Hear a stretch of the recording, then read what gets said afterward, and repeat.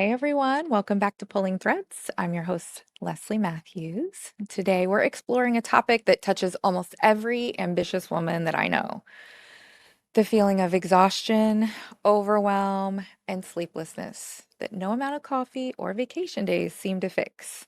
And today's guest, Melissa Good, is a licensed therapist and sleep coach who helps professional women move from burnout and insomnia to true rest and restoration. She runs a wonderful Facebook group for women and offers an 8-week program. I think that's pretty new. We'll talk about that a little bit in a little bit. And I'm sure she's just changing the lives of many, many people who thought they may never sleep soundly again. And I can 100% relate. Melissa, welcome to Pulling Threads. I'm so happy you're here. Thank you. And I want to tell you that when you started your program, I think this summer, right? Yeah, I Around this started. summer, and we kind of met through a mutual program that we were in that I was struggling with the worst sleep issues I've ever had in my life. And when I saw your group, I just felt so seen. And so I'm sure many, many other people feel that same way.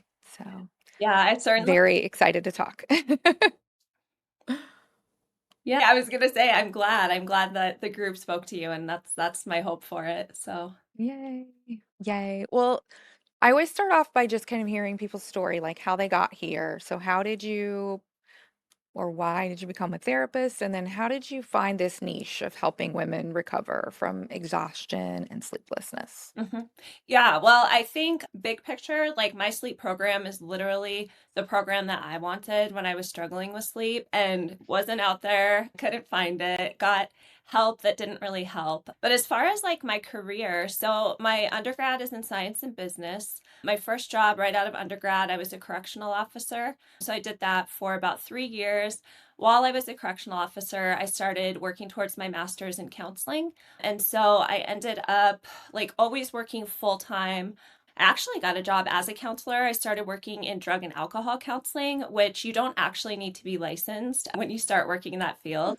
So I was able to do that type of counseling while I was getting my master's degrees in counseling. So I did that full time for about 4 years. I ended up graduating with a degree in clinical mental health, and then I ended up getting another degree in school counseling. And so I ended up being actually a school counselor for 10 years, but I always like worked evenings and summers doing either chemical dependency counseling or mental health counseling. So I always had two jobs and just loved it. And I actually quit being a school counselor and ended up being a coach. So I got certified as a personal trainer and I did nutrition coaching, and I did that for a couple of years and really enjoyed it. But then I had the opportunity to open up a private practice. And so I took that opportunity. I always knew I didn't like, I loved therapy, but I always knew I wanted to do a coaching program because there's limits to therapy, there's limits to the medical model. But I had Yeah. done some coaching and was like, I really like this. But then I just ended up, opening my private practice, ran that for about a year and a half. And then I decided like I was going to learn how to be a coach and I was going to add it ethically and I was going to figure it out. So in June, I started a program where I opened up a second business and then added coaching. And so I was trying to decide like what I really wanted to like specialize in. In my private practice, everybody has issues with sleep. Primarily, I focus on mood issues, so anxiety, depression, anger, things like that. But there are Yeah. sleep issues like embedded in all of those things. And so I took some specialized sleep training programs, then just ended up like thinking like I really want to specialize in sleep. I had sleep issues at various times throughout my life myself and really, really struggled in like really severe ways with my sleep. And so like I was like the client that I'm looking to treat now in my coaching program, but I really didn't find very much support. Like I found medication, I found sleep hygiene tips from people who like were really trying to help, but like none of it helped. And so during that time, I actually got so desperate and I was like, I'm a therapist. Like I think I can figure this out. Like people know how to sleep. And so I found a book which was actually like a 6-week like sleep program, and I ended up reading it and putting myself through the program and was able to like really improve my sleep. And so I was like, this is amazing. Like, I didn't change my lifestyle. I didn't change anything that was stressing me out. I was already like fairly healthy. I just like my sleep was terrible. And so I improved my sleep. Then I opened my private practice and then I took two really specialized sleep training courses because I wanted to learn even more about it. And yeah, now I've got a sleep coaching program that I Wow. think is like I want it to be the best sleep program out there that you can have access to with a coach. So, yeah. I love that. And I love, so we share what I call we're multi-passionates.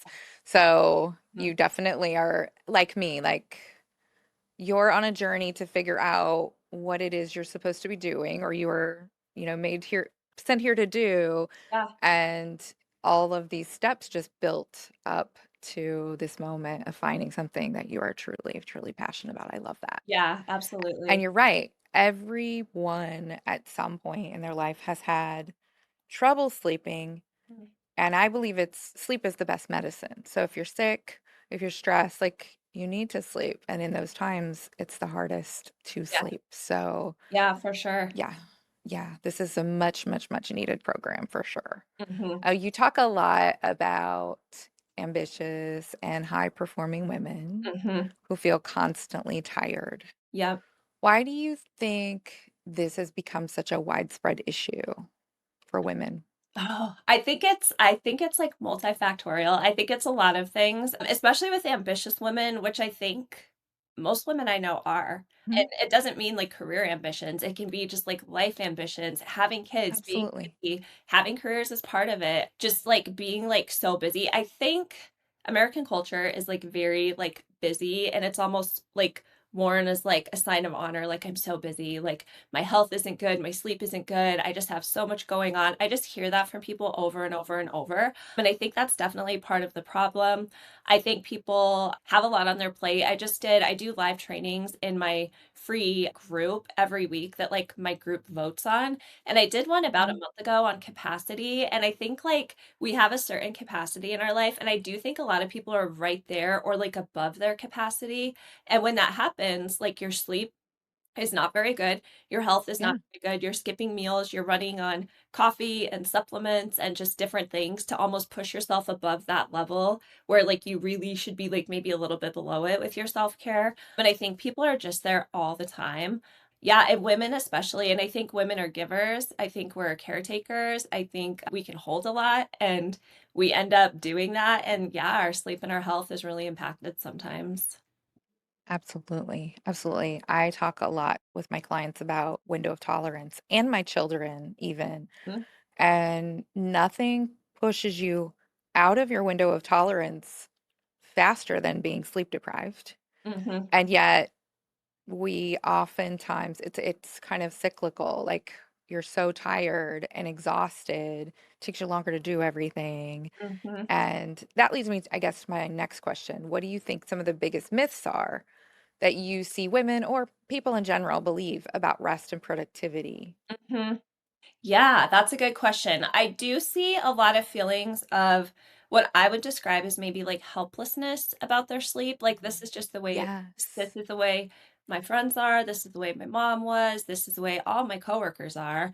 And like, just thinking it's like normal and there's not really anything you can do about it. And like, I think a lot of the times people like the advice I got was like, it was fine. A lot of it was sleep hygiene. And you try that and then it doesn't work really, and then you just feel really defeated. So I think a lot of it is just like, yeah, feeling helpless about your sleep. Honestly, I think people think it's not that important. I think they can get by without it. They can catch up on the weekend. Maybe they'll have like one night of sleep that's bad, and then they'll have like a day where they can sleep in, and then they'll sleep, 9 hours or something. And I think like a lot of people think that's like okay, or that's like the way Mhm. life just is. I think there's supplements that are made to push you past your capacity, and people use those and they're very normalized.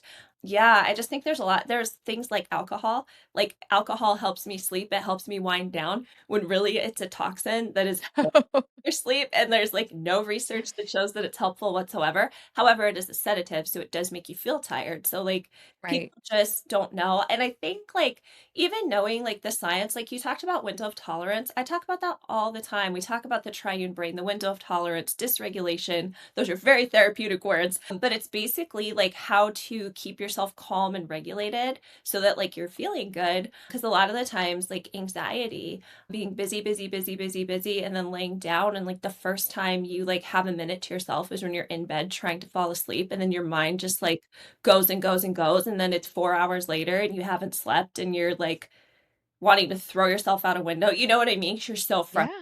not that I would encourage that ever, but people feel really desperate when they can't sleep, and I Yes. just think it's normalized. I actually asked in a bunch of groups just this week, "How long have you been struggling with sleep?" And the least amount of time anyone told me was 3 months, and that was, like, one person. The rest of them, it was, like, 10 years, 20 years, 40 years. Oh my gosh. Just Yeah. struggle with sleep Yes. forever, and I actually think they probably are trying to, like, make their Mhm. sleep better, but Yeah. they haven't, like, found anything that works over the long term. Wow. Yeah. I'm gonna back up to what you said about alcohol. I actually gave up alcohol, like, not 100%, but mostly Yeah. a couple years ago. Mhm. And one of the best benefits from doing that was pretty consistent sleep. Mhm. And now I probably have a glass of wine once or twice a month, Mhm. if that. Yeah. But if I do, I wake up. I wake up around 3 or 4 hours after I go to sleep. So, yeah, it might make you sleepy, but then 3 or 4 hours later, your sleep is completely disrupted, or mine is. Yeah. So, my boyfriend and I did that again this summer because we were both struggling with some sleep issues this summer, and I was like, "I'm just not gonna have anything to drink, not even wine," like, and it does help tremendously.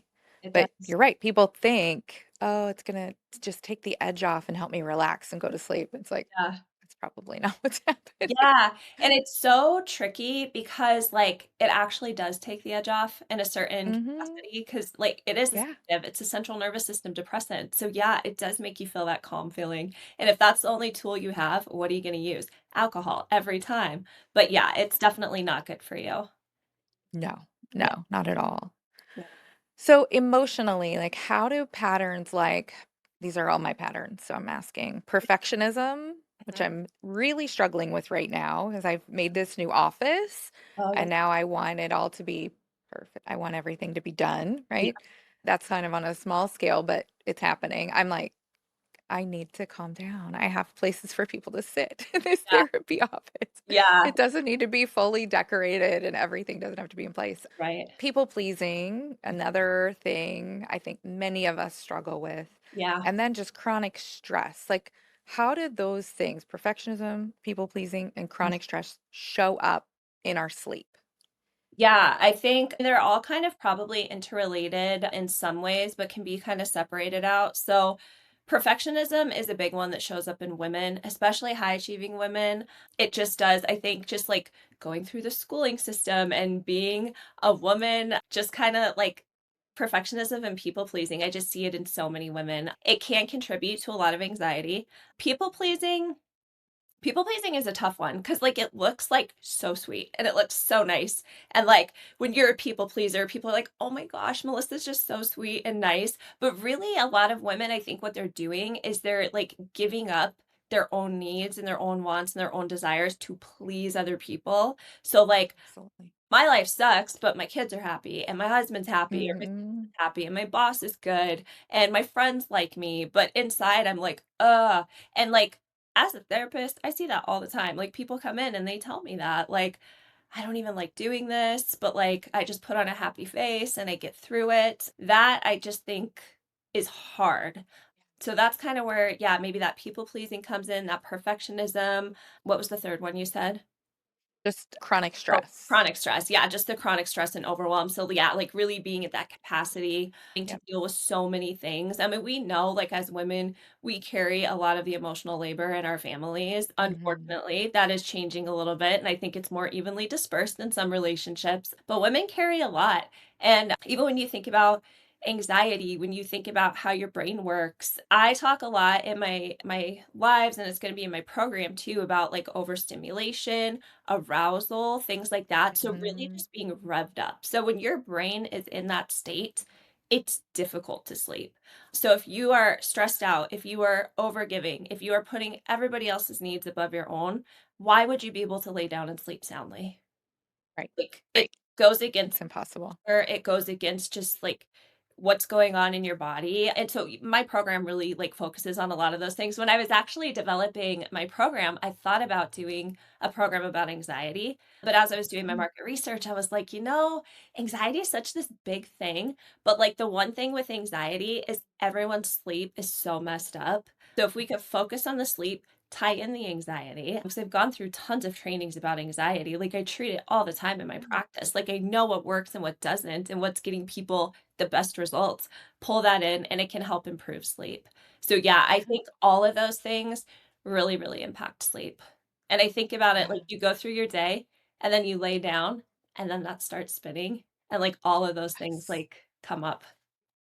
Right, right. Yeah, we all kinda know. I feel like most people have experienced and know what seems to be happening in the mind. Like, you lie down, the ruminating starts, the Mhm. overthinking. I have a weird thing sometimes that happens where I feel like I'm at work, so I'm halfway between awake and dreaming, Yeah. but it's very light sleep, so I feel exhausted the next day because I feel like I worked all night. Right. Um, so most people I think can relate to those things, but what we probably don't understand is what's really happening to our nervous system Mhm. when we can't fall asleep, but we're exhausted. So what's happening in our nervous system? Yeah, so I mean, what's happening from my understanding and the way that I approach it, and I do want to mention, like, I am a licensed professional counselor, licensed addiction counselor. So all of my techniques are behavioral. They're not Okay. like medical, meaning like not looking at things really medically because I don't have that training, I don't have that scope of practice. So I do approach it from a very like behavioral standpoint. But what is happening is a different part of your brain is activated when you feel that way versus when you are in a different part of your brain. So when you feel like calm and relaxed and regulated, you are actually activating or you're activated in a different part of your brain. I always pull out my brain. This is like I always get it out here. This is the brain and spinal cord. So this part is right here. So when you're in your prefrontal cortex, that's what that area is called. You are feeling calm, you're feeling regulated, and you're less stimulated and you're less aroused. Now, as soon Okay. as you start moving into a different part of your brain, which is part of the limbic system, the amygdala is stimulated and different things are happening there, which like spike your arousal and kind of spike that like tired and wired feeling. So you're brain is super activated, super aroused in an area where it's nearly impossible to fall asleep. And if you can calm that nervous system down and get regulated and be in that different brain state when you go to bed, Mhm. I talk about like wind down rituals. It's not just because like they do nothing. No, they prepare your body for sleep. It's a behavioral Yeah. technique. It's like I'm trying to think of like Pavlov and Skinner, like back, Yeah. when you're learning about psychology, like you are getting your body ready to actually sleep. So you're preparing it. So you're getting into that different brain state. Your body's getting ready to sleep. And then if you can keep yourself there, you're more likely to fall asleep. I remember this was before I had any specialized sleep training.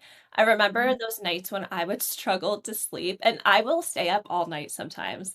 Like when my sleep was bad, I would be up all night and I would go to work the next day because I Yeah. wasn't just going to sit around and be tired the next day, but I would be so overstimulated and so like aroused. I would lay in bed and I would get frustrated that I wasn't sleeping. I would look at the clock. I would be like, "Oh my god, I'm going to be so tired tomorrow." These are things I would think in my head. Yeah. And I didn't realize, like, what was happening in my brain and in my body. Like, when you're in that state, you're not gonna fall asleep. But as soon Yeah. like, I remember a couple times, I'd be like, "You know what?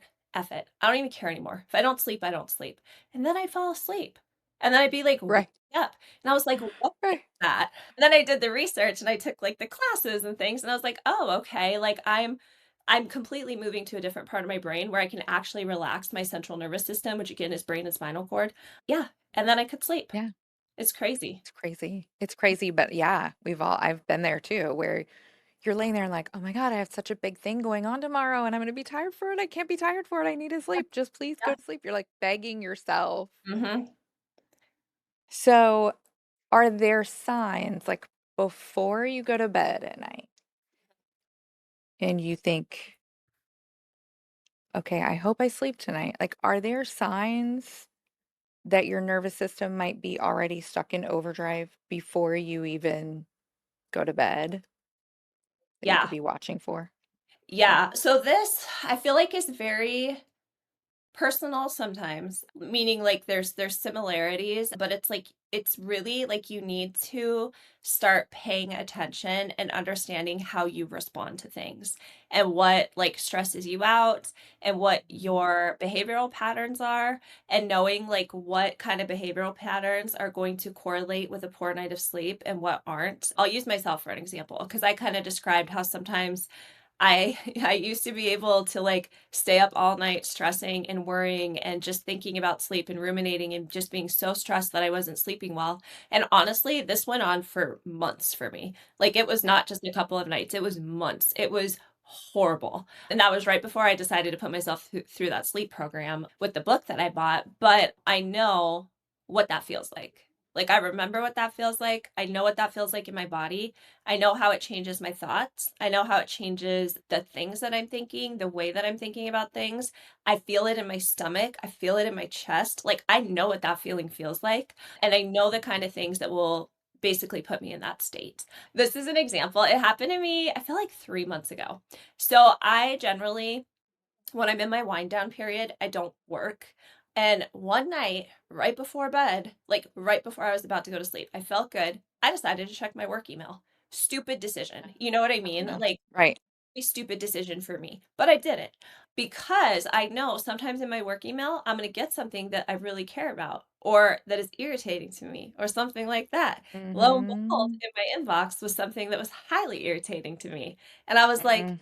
It's like sleep self-sabotage. yes, and I was like, "Oh, Melissa, like, you're about to go to bed, now you're mad, now you're thinking about this thing that, like, if you didn't check your email, you wouldn't even know about till tomorrow morning when you were up." And usually I get up pretty early, I have a sleep routine, so I get up pretty early, I go to the gym Monday through Friday, it's part of my routine. I don't usually check my emails for work till I come home from the gym. By then, I'm feeling great. Yeah. So I'm ready for whatever's in my inbox, but for whatever reason, that night, I decided to do that, and I was like, okay, now you're stimulated. Now you're highly aroused. Now you're pissed off, really, is what it was for me. Like, I was mad, Right. but I was irritated. So then I stayed up a little bit longer and I like did some deep breathing and did some of my reflecting. Like, I know if I go to bed in this mood state now, I will Yeah. not sleep. So I Yeah. had to stay out of my bed, wind down a little bit more, stay up a little bit later, tell myself, like, it's okay, you can handle it in the morning. It's not an emergency. And then I went to bed and it was fine. But I didn't know that when my sleep was messed up. Like, I didn't know how I responded to things. I didn't know what it felt like. I didn't know until I learned about sleep and I learned about myself and I was able to identify like what messes with my sleep. And now, like that, I know that I can do like a lot of things because life still happens. Like, it's not like, oh, my sleep's awesome now. I can just do whatever. I can drink 2 cups of wine or 2 glasses of wine and have a great night. Like, I can go to Yep. bed I could get home at 10 o'clock and go to bed at 10:15. No, I can't do that. Like, I know, like, what I need to do now to have a good night of sleep. It takes learning, and it takes figuring yourself out, and, like, honestly, like, doing that might not even arouse anybody. Maybe they could work on their stuff until they go to bed, and they could go to bed and be fine, but, like, for me, no. No. That's No. something Not I need. happening. Yeah. Yeah. Yeah. Yeah, that I mean, knowing yourself, knowing what stress actually feels like in your body, knowing what it feels like when you feel calm, like, it does feel very different when you're here in your brain versus here. Mhm. As soon as you learn Absolutely. about the difference, like, you'll know when you're moving here, and then you'll know, like, if you practice enough and you figure some things out, how to get back here. But it Yep. does take work. A lot of people take medications and supplements. I mean, some of them are effective. My program is not like a medication supplement based program, so it's strictly behavioral. So I'm going to teach the behavioral techniques, but they work. They've Yeah. worked really well. That's amazing. That's amazing. Yeah, I know a lot of people who take things, and I've taken things. Oh yeah. Yeah, because you're so desperate, you'll do anything to sleep. Yeah. A lot of the women that I work with are going through really big life events that are oftentimes really traumatic. So, divorce, even breakups, Yeah. and sleep becomes such a huge issue for Mhm. them, and it just exacerbates everything that they're going through. And I can completely relate. I have experienced some turbulence in my relationship over the past year, Mhm. and there were nights when I know that I'm in freeze. Like, I know I'm in freeze Yeah. and I'm exhausted and I've laid down before and just literally laid there all night and Mhm. I cannot turn it off.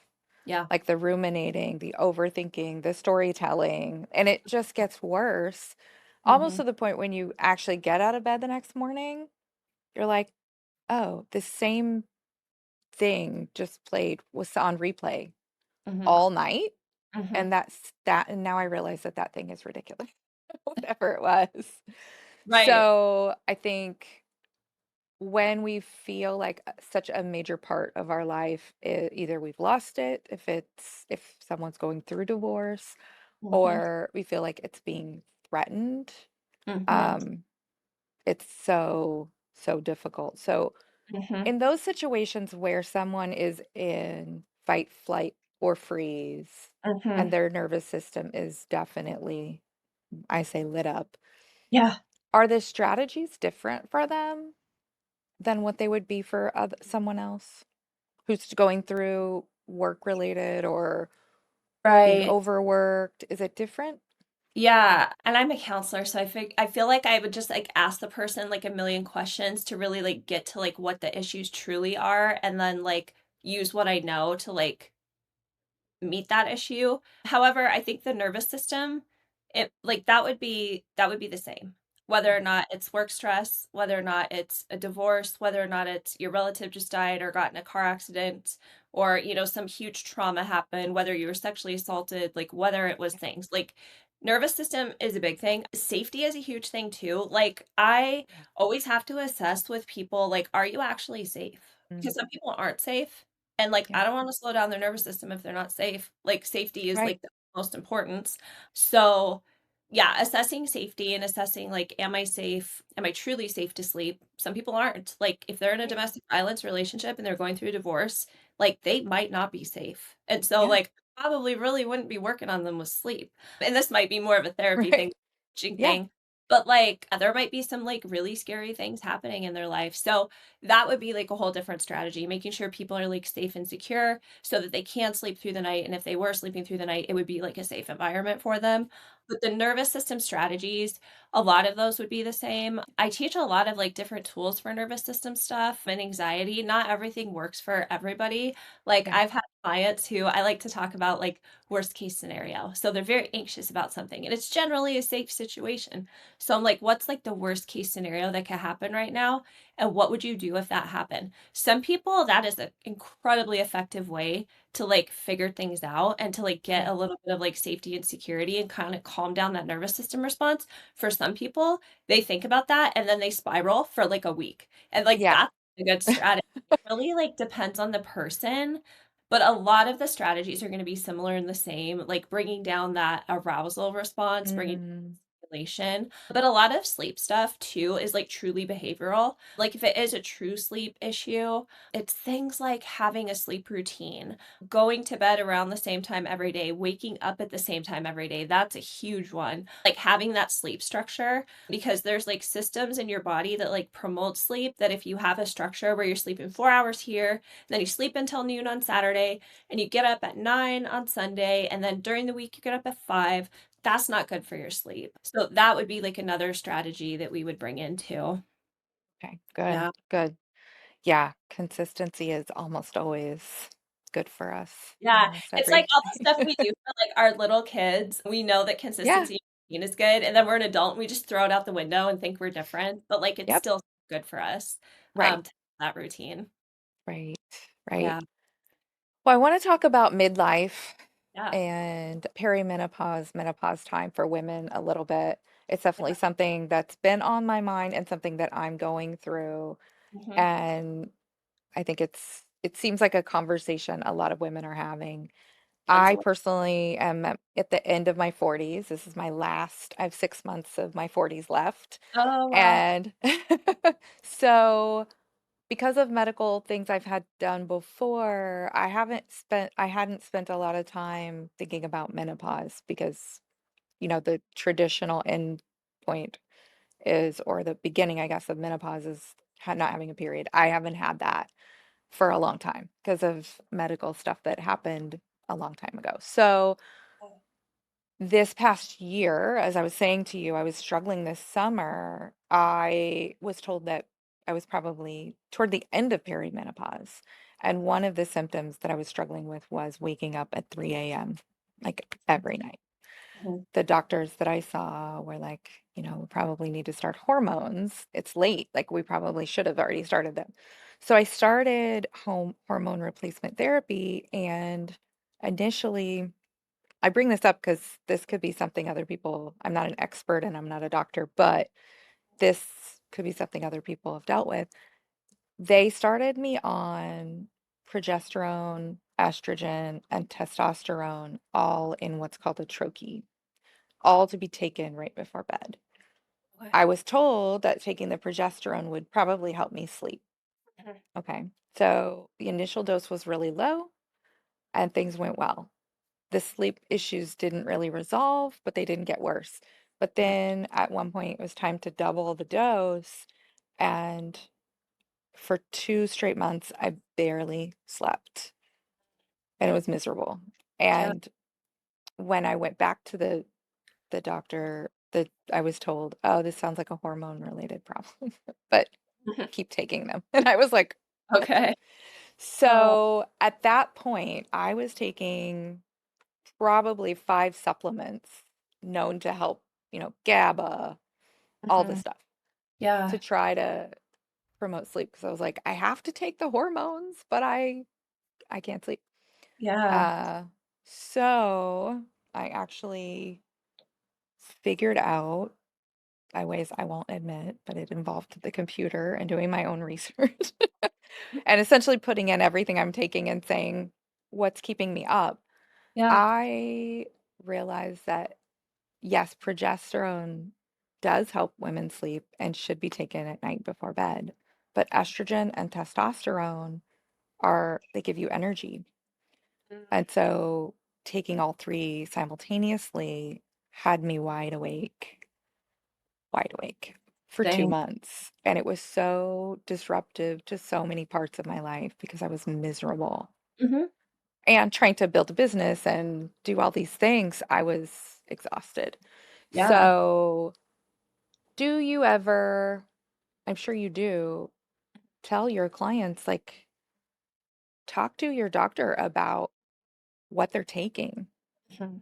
Like, we're Yeah. taking all these supplements now, and I feel like you can get a supplement delivered to your door same day. Mhm. And Instagram tells us to take all of it. In this particular case, I was given the medication from a physician, and Yeah. their response was, yeah, it's going to mess with your sleep. And I was like, I would I can't. You can't mess with my sleep for 2 months. This is Right. crazy. That's so But, long. yeah, how do you address that with people who come to you for sleep Yeah. issues? Yeah. So again, I'm a mental health counselor, so like a lot of like the medication is like out of my scope of practice. However, I want to know everything that people are taking, especially supplements. And some supplements are good, but like the research has shown that a lot of supplements aren't even what they say they are. So you want to make sure like it's a good supplement. Yeah, it's hard. So I wouldn't make a recommendation about a supplement or a medication just because it would be totally out of my scope of practice. Right, But right. I talk with people all the time about like what are you on, how does it seem to be working, how are you feeling, advocating and talking to your doctor about your concerns if you have concerns. I Yep. have worked with people now for 18 years in a therapy context. People stop taking their stuff all the time just on their own, and they do all kinds of crazy things with their dosages and stuff. And I'm never like, yeah, do that. I'm like, oh my gosh, talk to your doctor, please. I mean, there's a lot of medications for sleep. There's a lot of medications that can mess with your sleep. There's a lot of supplements that people love. They just have different effects. There's synergistic effects. So there's things that, like, maybe by themselves would be great, but then together, maybe they're not really very good. But that is like super complicated. It's super complicated. And I actually have been prescribed many things for sleep over the course of time. My last time that I had sleep issues was about 3 years ago, and I was actually prescribed progesterone. However, I was never like tested for anything. So I think like it was just like almost like a sleep aid. I don't know. I'd Yeah. have to ask my doctor exactly like what the reason for that was. But they took it for a little while, but then I was working a job with a split shift and I was really struggling with like that shift. And like I that was around the time I put myself through that behavioral program too. So then I Yeah. stopped taking it and I was able to improve my sleep way more than I was with just the medicine. Not That's not advice for anybody. That's just Right. something like that happened to me. Yeah, so I'm not like pro or con medication. I do think there's a lot of like really great doctors out there who are taking women seriously and perimenopause and menopause actually seriously. There's some great documentaries out there that have like really opened up women's eyes to like what is going on with them. So it's like not in your head. It's not like this is just what it is to be a woman, like suck it up again, like white knuckling through life. So I think there's a lot of people out there who are trying to like help women in perimenopause and menopause, and I love that. I I think agree. getting treatment for that is vital. But Hmm. yeah, if you're getting, poor sleep for 2 months, that's definitely a problem. It's like, Yeah. what's better? I don't know. Like, is Right. any Well, it was easy to separate them. I just said, can we put these into separate things? Yeah, Mhm. sure. Yeah. I- I think you don't know what you don't know. Yeah, and I think self-advocacy is always huge, Hmm. even with doctors. Like, and Yeah. I think people, even with therapists, even with coaches, Yes. like With you are anyone. the expert on you. I've always thought that, like, ever since I was like freaking 18 years old and I knew I wanted to work with people. Like, you're the expert on you. You're the only one who knows what you're going through. You're the only one who knows how you truly feel inside. And people are doing the best they can. But a lot of times when you meet with a doctor, you meet with them for 10 minutes, like once a year, a couple times a Right. year. They don't know how you're feeling. They're doing the best they can with their level of training, but like you've got to advocate for yourself. You've got to learn like what you can about yourself and like do the best you can for yourself because like Absolutely. doctors know a lot, a lot. They're so amazing, but you know yourself. Right. And they only know what you tell them. And it's impossible to tell them everything. Right. Right. Well, and how Yeah. many times have I gone to the doctor and then I'm like, "Oh my gosh, I totally forgot to tell them like I take this supplement." Like, whoopsie. Hopefully Oops. that's okay. Yeah. Yep. Yep. Happens all the time. Mhm. Yes. So, what small, like doable habits can begin to reset sleep and energy for Mhm. women who especially feel like they've tried everything? Yeah, I mean, one of the ones this is one I talk about all the time that people don't like to do is the sleep schedule. Like, as much as you Hmm. can, it doesn't have to be perfect. Like, I even last night, I went to an event here in my town. It was Kevin Bacon, like, talking at a presentation, and it was super cool, but it went until, like, way later in the evening than I normally, like, would stay up until. And so I Yeah. stayed up later. I still got up at the same time, but I'm a little bit more tired today. But having a sleep routine that you stick to as much as possible is really good. I think one of the benefits or one of the good things that has a lot of benefits is actually feeling your feelings. And I know that's such a cheesy counselor thing to say, and I didn't think I'd be like that counselor, that coach, but I do think like developing that like expertise and that knowledge of how you truly feel is really Mm. important. And I do think like, going back to the perfectionism and the people pleasing and the constant stress, like how often do you really know how you feel?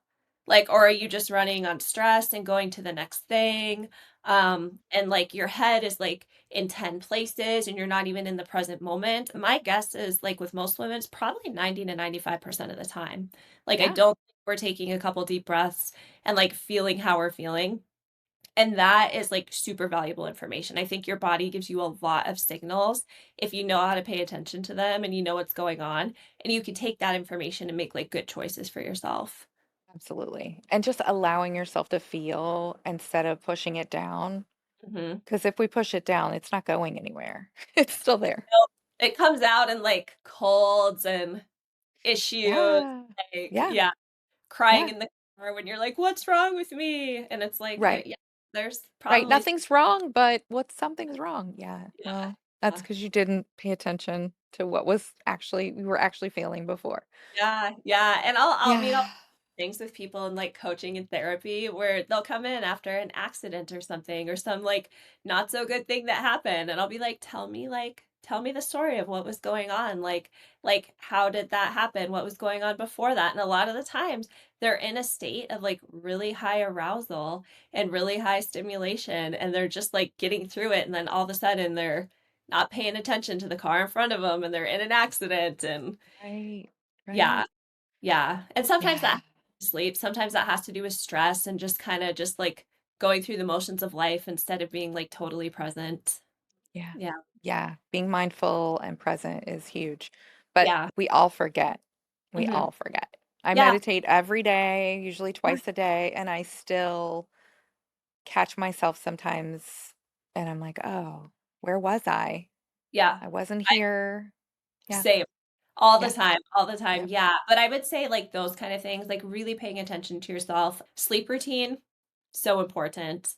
I think if you could do things like that I mean, there's other things too, like eating healthy food, exercising, drinking a lot of water, having relationships that actually really make you happy, like not going out with your friends that you don't even really like, but you feel guilty if you say no to the invite or whatever. Just yeah, having, like, Yeah. a high quality life where you're treating Yeah. yourself good. Mhm. Yeah. Yeah.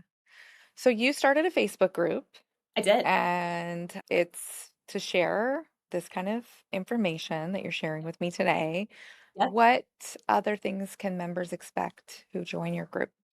Yeah, so I have it's a completely free Facebook group. Inside of my group, I have a couple of guides that I've developed on how to improve your sleep. They're like little workbooks that I put together. Those are Great. free. Every Thursday at 9 a.m. Mountain Time, I'm in Mountain Time. I do a free live, and it's usually about like 15 to 20 minutes, and it is on a topic. I always pull topics from what people are telling me when I'm talking to them Yeah. about sleep, and then the group can like vote on the topic and then I will put together a presentation. I call it like a master class on like anxiety and sleep or caretaking and sleep. Those are some of the ones I've done. And then those are actually saved in the Facebook group under guides. Facebook does delete them after 30 days. So if you join the group, you'll want to just kind of try to keep up with them because yeah, if you miss them and it's a month later, they'll be gone. But you have connections with me. It's people who are also trying to improve their sleep. And then I do have an 8-week program that I have developed for people who really want to change their sleep. That's separate from the free group, but you can always find information in that group about it too. And that's for people who are really highly motivated and ready to like make the investment into actually improving their sleep. Yeah. Great. So Great. And I will list access to all that information in the show notes for this. But what's the name of your group? it is called Your Best Sleep. Okay. Yep. Great. Yep. So Great. you can go look in groups, Your Best Sleep. Yep. It'll take you there. Great. Great. Okay. So for a woman who's running on fumes today, Mhm. who wants to take her first step tonight and getting a really good night's sleep, what would you recommend? Mhm. So if that woman has tools that they already know to try to relax, I would do those. Not alcohol, not wine. THC either, that actually messes with your REM sleep too, and there's so many THC supplements on the market right now for sleep. Yeah. But if you know of any other ways to try to relax, I would try to relax as much as you can before bed and try to just release any expectations of how you are wanting to sleep. And Mm. just like try to get ready for sleep and try to reduce that arousal in your brain. And then honestly, I would set your alarm for the time that you want to get up. And then when your alarm goes off, wake up. Even if you're tired, Don't you're hit the snooze. mm-mm, no, don't hit this. So just like when you Oh no. I know that's the one that everybody hates. It's like the most like helpful thing you could probably do for your sleep, but nobody wants to do it. Wow. Yeah. It's always the most helpful thing that we don't want to do, right? Yeah, it's hard. Even me sometimes, even this morning, like I went to bed a little bit later. I was like, I don't want to get up. It was dark and raining. I wanted to stay in my cozy bed, but I got up and did it because I know it's going to help me feel good. I even Right. did an experiment. Because I used to sleep in a little bit on the weekends, not too much, an hour or so, Yeah. which I thought was good. But then I read some recent research that about 15 minutes is what you want to differentiate your Yeah. sleep from like your week time to your weekend. And so I was like, I'm gonna do that. I did it for like 6 weeks and I felt so much better during the week when I woke up at the same time. I was kind of like a little grumpy. I had to really like reframe it in my mind. Like when I'd wake up early on a Saturday, like I'm gonna Yeah. have a like Americano, I'm gonna relax, I'm gonna do some like fun things because I really just wanted to be in my bed. But it was like incredible how much better I felt during the week. Because I would normally sleep in a little bit on the weekends, and then I'd wake up Monday morning to go to the gym, and I'd be so tired. Yeah. And then it would be like Wednesday before I'd really feel into my routine. I'd have like a couple good days, and then I'd mess up my sleep again on the weekends. So it's really, I'm gonna have to try that. I'll have to try that and let you know. it's a bit That's dangerous. yeah, You're gonna end yeah. up feeling a lot better after several weeks. Yep. Yeah, those Saturday morning sleep-ins can be good. I don't actually get Saturday morning sleep-ins right now because my son has golf every Saturday morning, but on Sunday mornings, I Yeah. typically do. So I'll try to Yeah. cut that Um, back. I would like if you were getting sick or something like that, I would definitely sleep in though. Like listen Yeah, to your body. Like it's yeah, very smart. Like if you're getting a cold or something to get up at 5 in the morning. But yeah. yeah, if you're feeling Right. good and yeah, you're not feeling sick, it's a good thing to do. Awesome, awesome. All right, one last thing before we wrap up. Sure. What does rest, like good sleep and rest, mean to you now that you've not only studied this, but lived a life like where you've struggled in the past?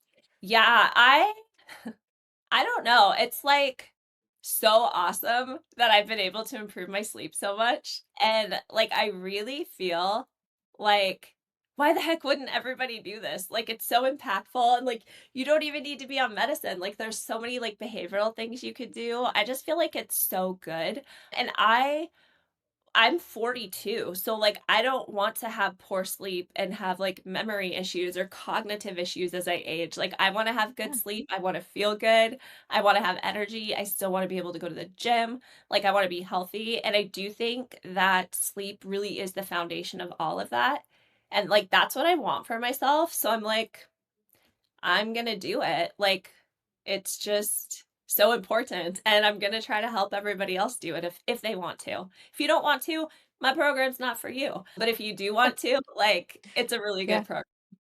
I love Yep. that. I love that. Yeah, we put a lot of time, energy, and money into looking and feeling good, but I Yeah. think we do have a tendency to neglect our sleep. Yeah. So, Yeah, and and I it's it probably the most effective way to feel and look good, yeah. right? No, yeah, yeah, Yeah. look better, feel better, like, you're not wanting to eat every single thing, like, throughout the day and, like, have all, like, the carbs because you just resources are so low and your hormones are off. Yeah, it's just so much better. And, like, you're nicer to people and, like, you love people more, you wanna be around them, like, you have energy to, like, take your kids out and your pets out and yeah, Yeah. wanna do Yes, things. yes, yes. Yeah, I love that. Thank you yeah, so much for sharing all of yeah, your wisdom today. It's amazing. Once again, I know you mentioned the group and the yep, 8-week program. What are yep. other ways that listeners can find you? Oh, you have an Yeah. Instagram? Yeah, so you can find me on Instagram. So it's Melissa, Melissa __ good, GOOD. And then it's Melissa Good, sleep coach on Facebook. You can find me on Facebook. You can find me on Instagram. I am on LinkedIn. However, I'm like never on LinkedIn, but I do have a LinkedIn, so you can follow me there. Melissa Good. Obviously, like my Facebook group, that's a really good place to like have access to me. And that's pretty much it. Yeah, you can email me Great. at melissa@melissagood.com. I am developing a website, but it's not out there yet, but that should be out in the next month or so, but that'll be melissagood.com as well. Great. Thank you so much. This has been really helpful, informative, and I guess we all have some work to do now. So I thank you know, so much. me It was too. great. Like, it's so fun. Yeah. All Thank you for right, for everyone listening, thank you for tuning in. And if you like this, please hit subscribe. Check out all the ways to find Melissa in the show notes. And I look forward to talking to you all soon. Thank you.